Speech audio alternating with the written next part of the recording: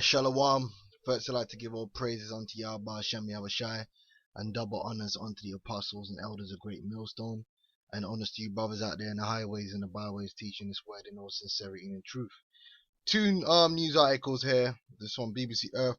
The birth. Oh, what's this all about? Get rid of this. Okay.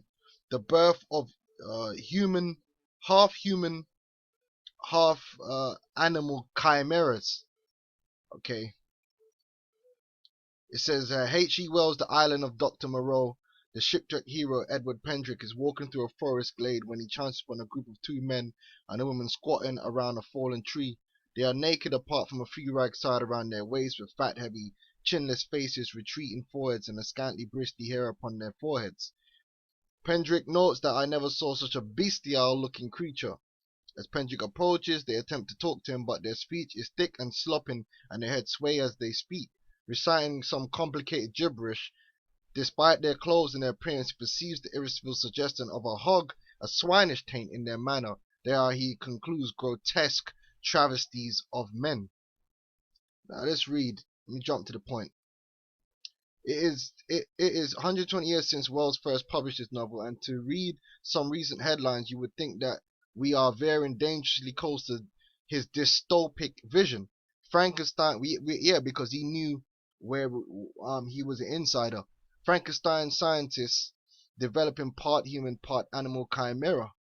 You know who we could thank for this? Exclaimed the UK's Daily Mirror in May 2016. Science wants to break down the fence between man and beast, and that fence was set up through Yahweh Shem Yahushai. The scriptures tell you there's one flesh of beast and one flesh of men. Every animal has their own design. It's called DNA. That the Lord DNA is nothing but the design, the fingerprints of the Heavenly Father, man. He set that up. He set up that design, man, those instructions, man, to create vessels for various creatures on this earth. Man has a vessel, a dog has a vessel, so forth, man. And here it is, the so-called white man in his pride is trying to mess about with Genesis, the first chapter, man. That's why he's going to be taken out horribly, man.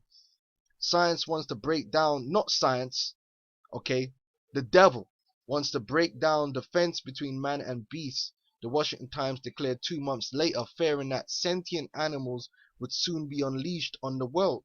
The hope is to implant human stem cells in an animal embryo so that it will grow specific human organs, man. Now people will, oh yeah, that's to save lives. First and foremost, man, you wouldn't have to be replacing all these organs if you weren't so damn fucking wicked and you kept the dietary law and fed Yahweh Shem Yahushai, man.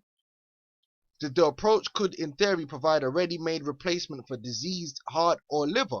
And why is your heart or liver diseased? Because it's sin. Eliminated the wait for a human donor and reducing the risk of organ rejection. So they're trying to justify their wickedness, man. Their pride. Alright? Here's another thing. British, I'm 4 months pregnant. British man, 20, will be the first to give birth thanks to sperm donor he found on Facebook. First of all, this is not a man. This is a woman who's claiming to be a man. It's an abomination. Alright? Hayden Cross plans to have a baby before returning to complete a transition process which will remove his breasts and ovaries. Okay? This is an abomination. So just for you people out there, so you could understand, when great judgment comes upon Great Britain, you better not let the words why come out of your mouth, man, because the prophets are here telling you all this manifold wickedness which is being committed on this land is going to lead to great judgment. Okay? Famine, tribulation, and ultimately war and destruction. And this is Sirach 10 and 13. For pride is the beginning of sin, and he that hath it shall pour out abomination. And then that's what this devil is pouring out on it's like he's got a huge vat and he's just pouring out abominations on the earth, man. This is an abomination. This is an abomination. Alright?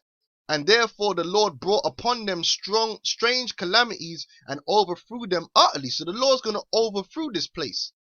Overthrow, Salakia. The Lord hath cast down the thrones of proud princes and set up the meek in their stead. So the Lord overthrew countries of the heathen and destroyed them to the foundations of the earth. And that's what's going to happen to Britain, man. And here we have it, the instrument of your destruction.